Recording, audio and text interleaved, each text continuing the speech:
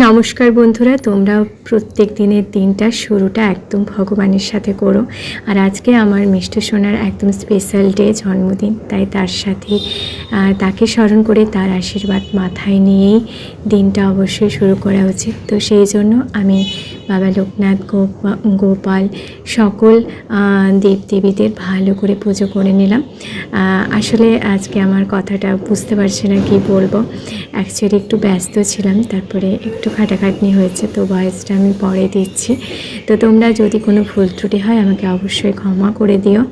তো যাই হোক, সকলে ঈশ্বরের আশীর্বাদ নাও, সুন্দর করে একটা দিন শুরু করো। আর আমার মিষ্টি সোনাকে সবাই আশীর্বাদ করো, ও যেন জীবনে খারাপ সব কিছু থেকে দূরে থাকতে পারে, ও যেন হাসি খুশি থাকতে পারে, ও যেন সুস্থ থাকে, ও যেন অনেক ভালো একজন মানুষ হয়, শুধু এইটুকুই চাই। ঠিক আছে, নমস্কার।